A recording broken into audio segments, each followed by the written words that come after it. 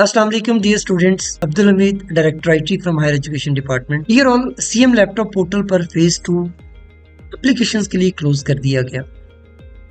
उसके बाद आपको काफ़ी सारे दिन दिए गए कि जिसके अंदर आपने अपनी एप्लीकेशंस अगर रिटर्न हुई थी तो उन्हें सबमिट करवाना था, और इसका पूरे का पूरा जो टाइमलाइन थी वो हमने आपके साथ वेबसाइट पर शेयर की हुई थी। मैं आपको दिखाता हूँ। जब आप CM लैपटॉप hed.punjab.gov.p के वेबसाइट ओपन करते हैं तो इसके नीचे आपको तमाम टाइमलाइन नज़र आती हैं कि कब हमने इस पोर्टल को ओपन किया, कब कब कौन कौन सी यूनिवर्सिटीज़ इसमें शामिल की गई। आपको ये भी मैसेज दिया गया कि अपने इस पोर्टल को डेली चेक करते रहिएगा, और अगर आपकी एप्लीकेशन रिटर्न है तो आपने इसे रिव्यू करना है, करेक्ट करना और सबमिट करवाना है। फिर लास्ट डेट ऑफ सबमिशन भी 20 अप्रैल थी। उसके बाद हमने आपको अपनी एप्लीकेशंस रीसबमिट करने के लिए 3 मई का टाइम दिया, और उसके बाद फिर इस डेट को एक्सटेंड करके मई 21, 2026 को हमने आपको बताया कि 31 मई तक अगर आपकी एप्लीकेशन रिटर्न हुई है तो आप उसे सबमिट कर सकते हैं। अब ये एप्लीकेशन सबमिशन भी क्लोज हो चुकी है, रीसबमिशन भी क्लोज हो चुकी है। इस पूरे प्रोसेस के दौरान अगर आपकी एप्लीकेशन 2 दफा रिटर्न हुई है तो फिर उसे रिजेक्शन में डाल दिया गया। अब आपके पास एक आखिरी चांस मौजूद है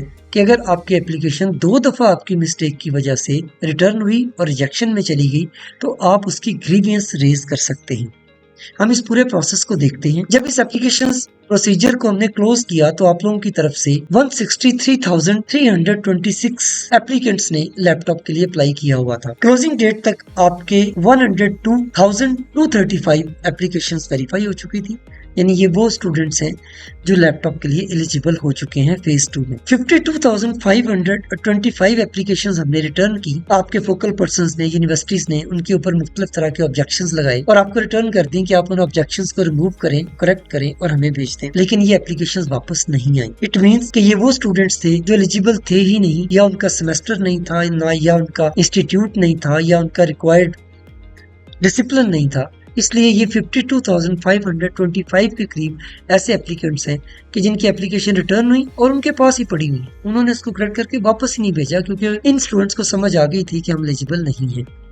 लेकिन इनमें से 7,165 स्टूडेंट ऐसे भी हैं कि जिन्होंने अपनी एप्लीकेशंस को करेक्ट करके हमें भेजा, यानी अपने कॉलेज के, अपनी यूनिवर्सिटी के फोकल पर्सन को भेजा और फोकल पर्सन ने उसे दोबारा से रिटर्न किया तो वो रिजेक्शन में चली गई। अब हमारा कंसर्न इन 7,165 स्टूडेंट्स के साथ है कि जिनकी एप्लीकेशंस रिजेक्शन में चली गई। इन स्टूडेंट्स को ये एप्लीकेशंस कैसे नजर आती हैं ये मैं आपको दिखाता हूँ। स्टूडेंट्स, जब आप अपना पोर्टल लॉग इन करेंगे तो वहां पर आपको स्टेटस नजर आ रहा होगा नॉट वेरीफाइड रिजेक्टेड का। आप ये देखिए, नॉट वेरीफाइड रिजेक्टेड।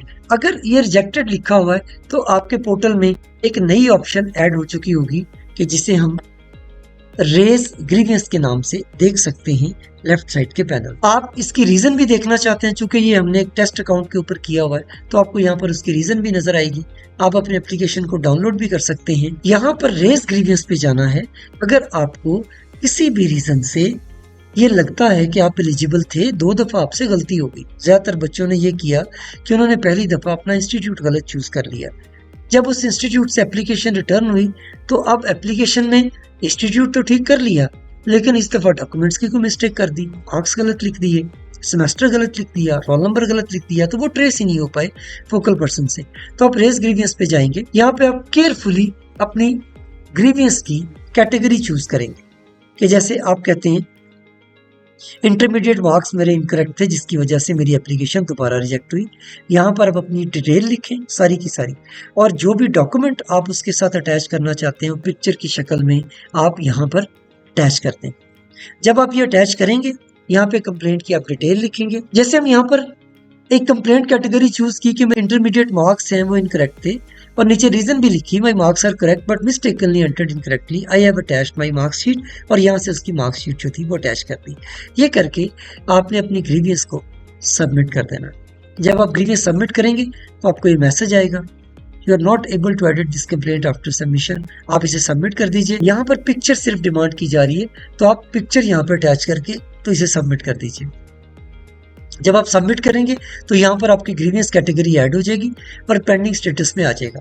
उसके बाद हम आपकी इस ग्रीवियंस को HD में रिव्यू करेंगे और अगर आपकी ग्रीवियंस एक्सेप्ट की जा सकती हुई, आपने ठीक अपना डेटा दिया हुआ, तो आपका यहाँ पे स्टेटस चेंज हो जाएगा, एक्सेप्टेड आ जाएगा और आपकी जो एप्लीकेशन है वो आपके फोकल पर्सन के पास दोबारा चली जाएगी कमेंट्स के साथ, ताकि वो भी देख सकें कि आपने ग्रीवियंस अप्लाई की थी, डॉक्यूमेंट अटैच किए थे और एचईडी ने उसके ऊपर डिसीजन लिया। आप मैन्युअली किसी से मत मिलें, आप कोई कॉल मत करें, कोई मैसेज मत करें।